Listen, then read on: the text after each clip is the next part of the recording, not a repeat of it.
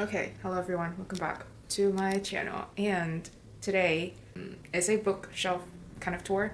So yeah, anyways, I'm just gonna show you what we've got in my apartment, and I hope you enjoyed it because I am very nosy, and I like to watch video of people bookshelves, so I hope you're like that too, because if not, then I'm in trouble. Okay, and again, I don't really have like a organization system going on. I just do whatever I want. Now there is some organization. I would say it's a tasteful and chaotic organization, whatever that means.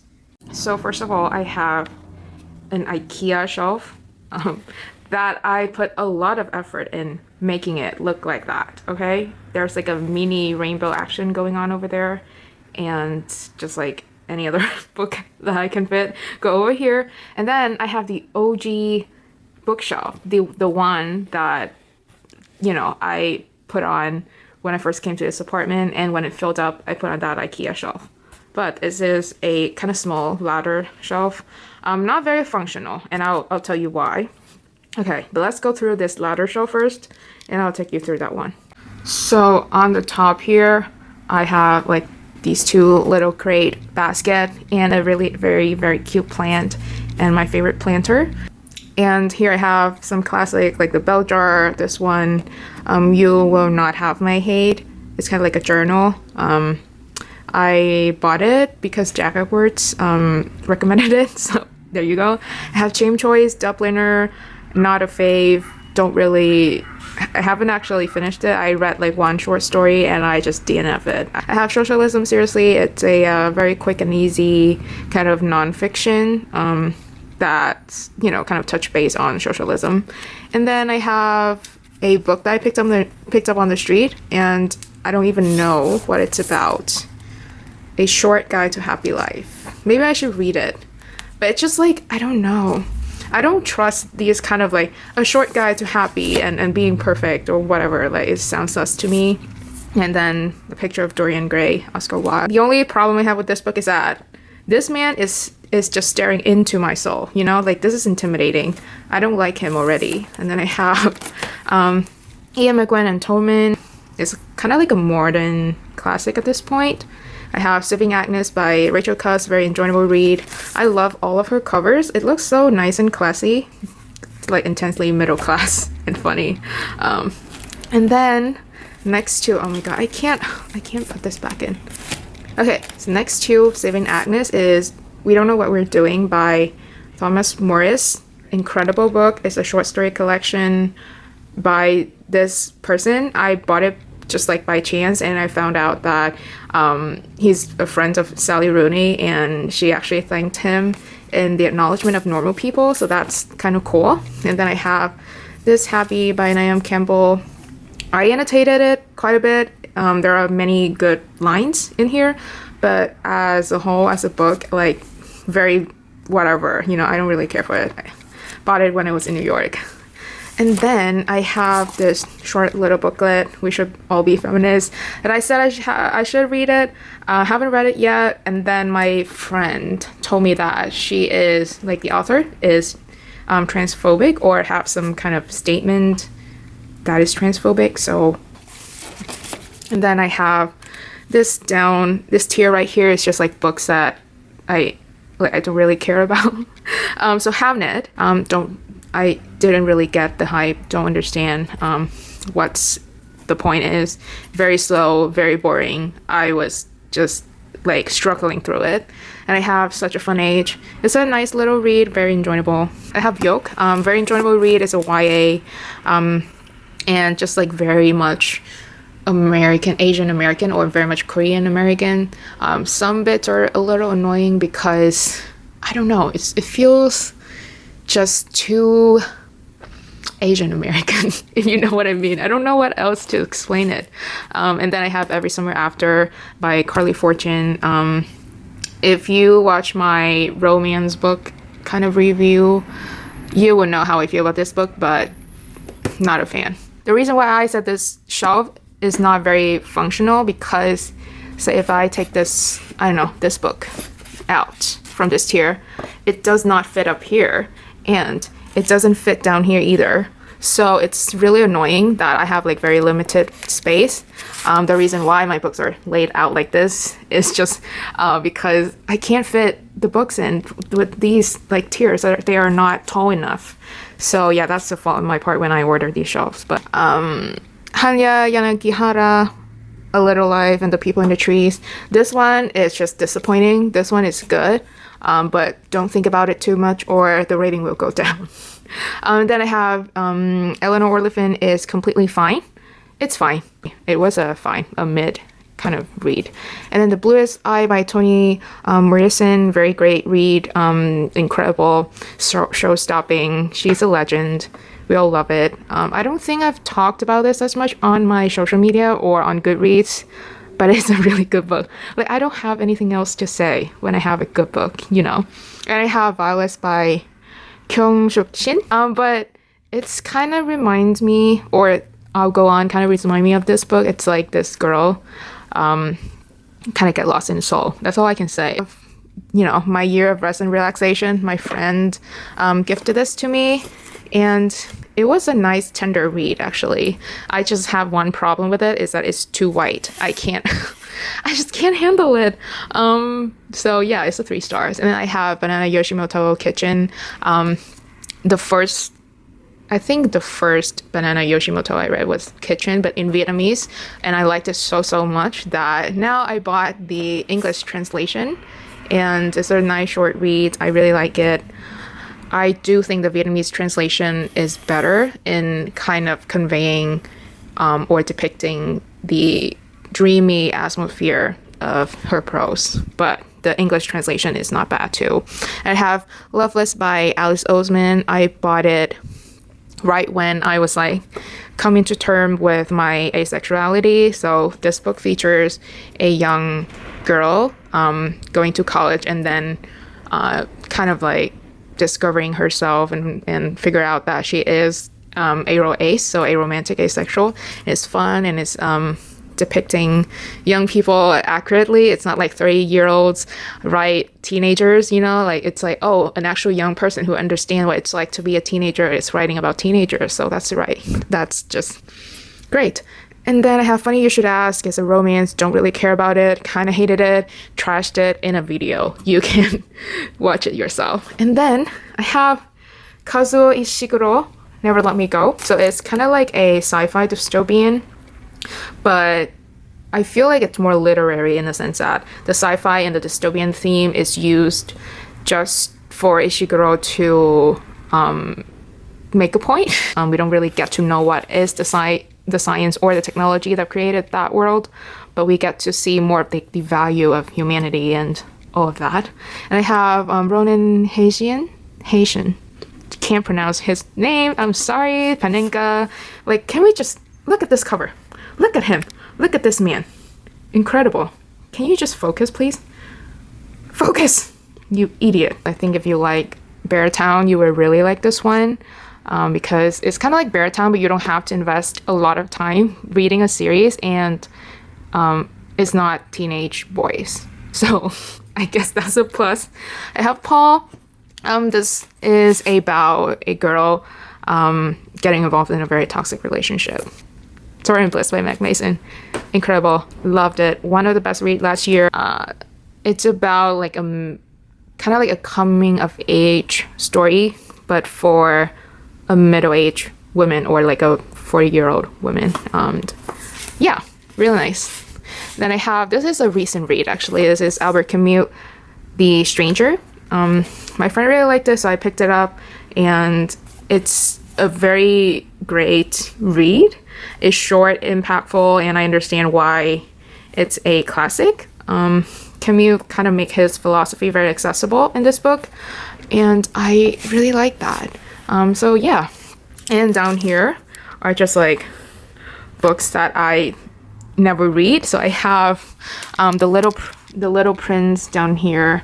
I think it was gifted by my friend, my best friend, or maybe I bought it myself. I don't remember, but it was a really long time ago. I brought it with me from Vietnam to the US in like 2016, and I haven't even read it. Can you believe it? I haven't read the Little Prince. And I have like a Taiwanese author but it's translated into Vietnamese. It's a really nice read. The translation is great too. If I have to translate this title, it'll be Mom. No, I can't translate it. I don't know how to translate it. And then I have To Kill a Mockingbird since like high school. I haven't read it since. I have Lily King, 5 Days in Winter. Is a short story collection. It's pretty pleasant, but I don't remember anything about it.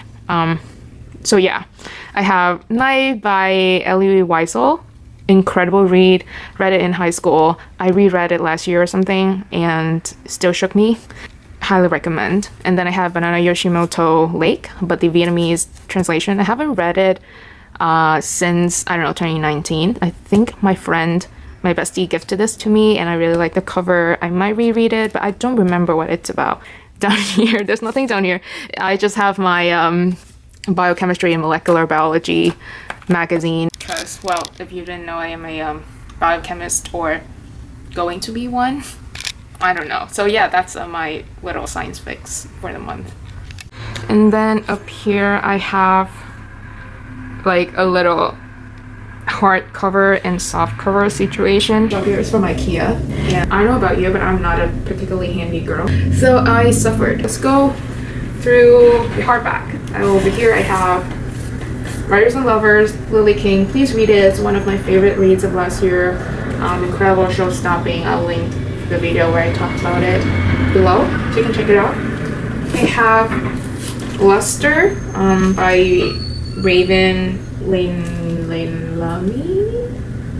I read it when I was on like a Sally Rooney hunt, so I found Luster, which is kind of like clustered in the same realm of like Metropolitan Girl, very sex-driven and you know, razor sharp insights into social dynamics and relationships and all of that. So this one is just like a girl having an affair with like a 40-year-old man at her workplace, and she ended up moving in with him and his wife. So that's interesting, and it was really good.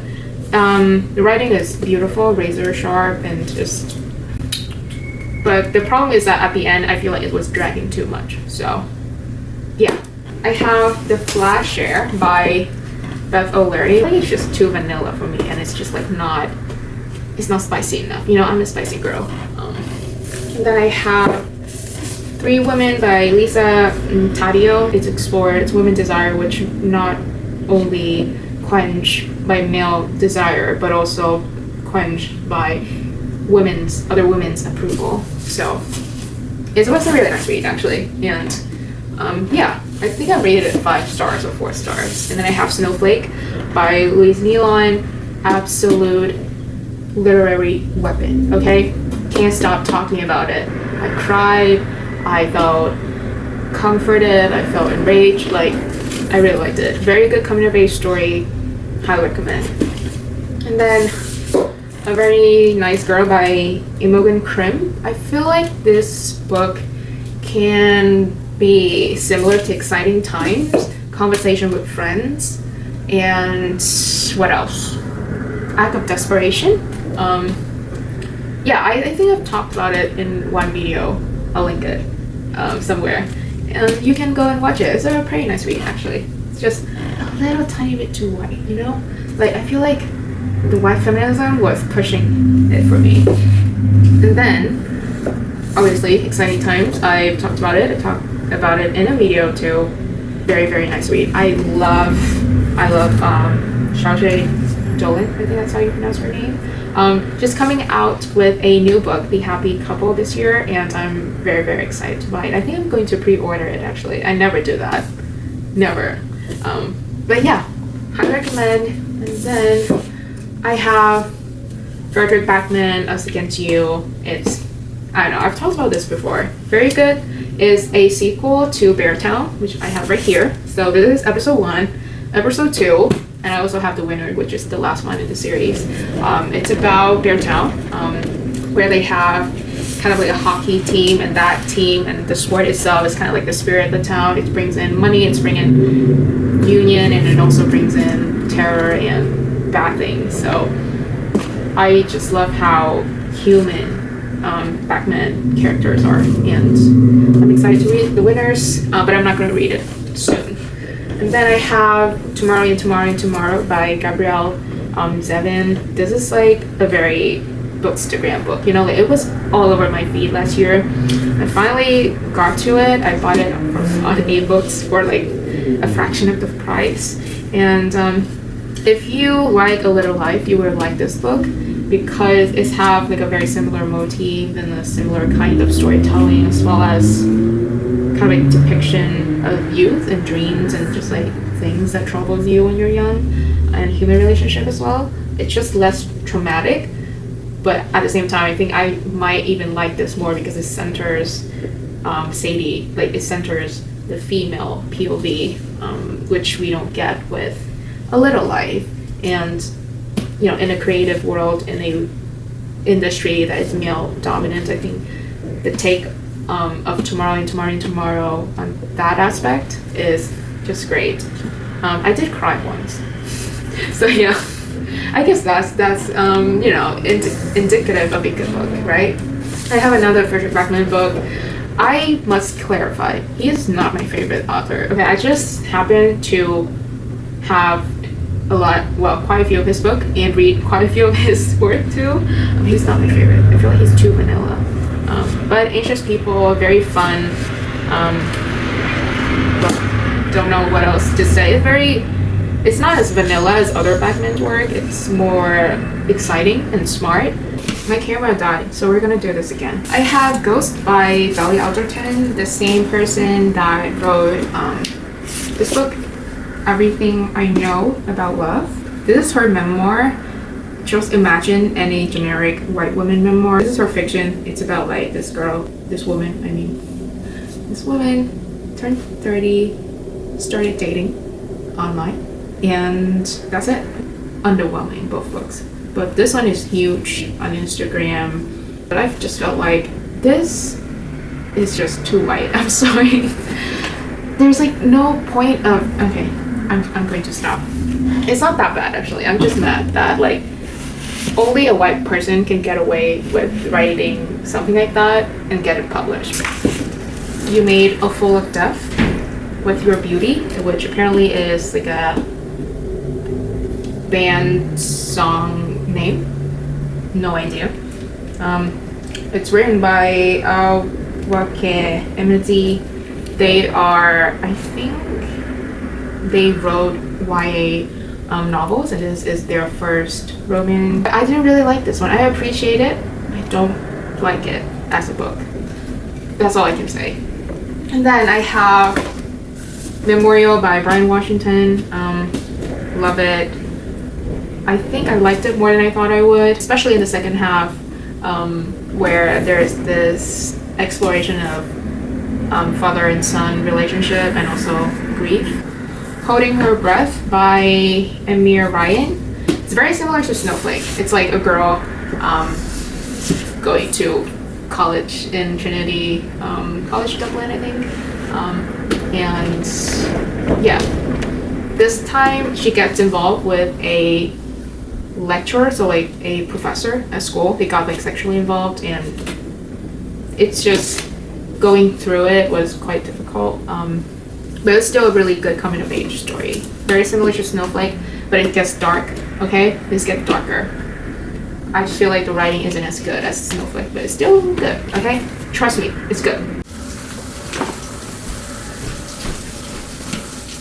Okay guys, so we are in the final stretch of this video, and if you hear noises in the background, I'm making Korean pancakes for dinner, so I'm frying pancakes. Bear with me, I'm hungry. Okay. So this is the rainbow shelf. I'm gonna go from here to here. So here I have Ella Fatuman, The Idiot, really enjoyable, quite dense, talked about it before. Love the cover, love the color palette. Actually just got Either Or, which is the sequel to this book from the library. So I'm excited to read it as well. And then next I have Someone Who Will Love You and All Your Damage Glory. Talked about this in my first video on this channel, and didn't really like it. It's a short story collection. It feels like a book that is published because the author is kind of famous, I think. I think he is famous. Don't really know. But yeah. And then I have Happy Hour by Meloe Granados. Cracking lines. It's like no plot, just vibes. Set in New York City, and it's like the best vibes you can imagine. Haruki Murakami, Norwegian Wood. Talked about this many times. Don't have much else to say about it. Book Lovers by Emily Henry. This book was huge last year, I think. I think it was published last year. But this book was huge, and as you can see, I kind of just gave up annotating because like there was just nothing memorable to me. Insatiable by Daisy Buchanan. Bought it because it was orange, just like this girl being invited into a sex party by rich people, and it's like very white, very middle class, very weird. Like the way they have sex, it's just like not sexy at all. It's just like I just don't understand. Then I have these 3 books over here, very small, like thin books for short reads, but probably one of the best reads I've had last year. I have Heaven by Miyako Kawakami. It's about 2 middle schoolers getting brutally bullied, and they kind of just like bonded over the fact that they're being bullied. It's a nice YA read, and yeah, I really liked it. And I have Open Water. I've talked about this before, but this book is so good. Like, it's poetic, it's unique, it's just have me in the palm of its hand, and I'm living for it. And I have, what is it? Annie Unos, A Man's Place. So this is her memoir, reflecting on her dad's life, and it's really good. It's really short, but it's just like something that makes me cry. Like, even though her bow is very cold and distant, but it makes me feel the feels, you know? And then I have An Experiment in Leisure. Bought it when I was in New York. I've talked about it in a video before. Don't have much to say about it except that it was very mid. Didn't really care. I love the cover. My favorite color is yellow. So yeah. And then I have, oh, wait a minute, I have to flip my pancakes, so please stay with me. The pancakes flipped, we are fine. Next I have here is Be Here to Love Me at the End of the World. One of my best, sorry. It's set in an alternative world, but like it has the same social problems, and yeah, it's like, I don't know, very enjoyable, weirdly. Very unique. I don't know how to describe it. Then I have, of course, I talk about it, Everything I Know About Love, and Conversation with Friends, Normal People, and Beautiful World, Where Are You? The 3 Sally Rooney trio. I recently reread Normal People and I annotated it, and it was glorious. My favorite of the 3 Rooney is Beautiful World, Where Are You, of course. But yeah, all of her books are just great. I don't have much to say about it. You probably have heard about them like 20,000 times on this on the internet, so I'm not gonna bore you with that information any further. Oh, and here I have People We Meet on Vacation by Emily Henry, her most well-received book, and it wasn't well-received by me, so I'll just leave you with that. I talked about it in a video as well, so you can go ahead and look it up and be your own judge, but I didn't really care about People We Meet at all.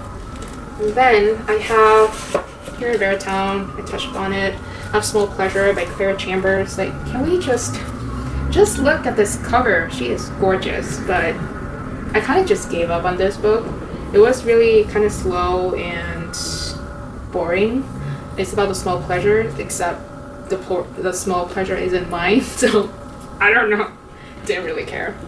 And I have Beach Read by Emily Henry as well, so it's a yellow cover. That's getting a plus from me. Don't have much to say about it. It's my favorite of all the 3 Emily Henry books. Still, I just don't like the cheating trope thing, or I guess you can't really say that it's cheating.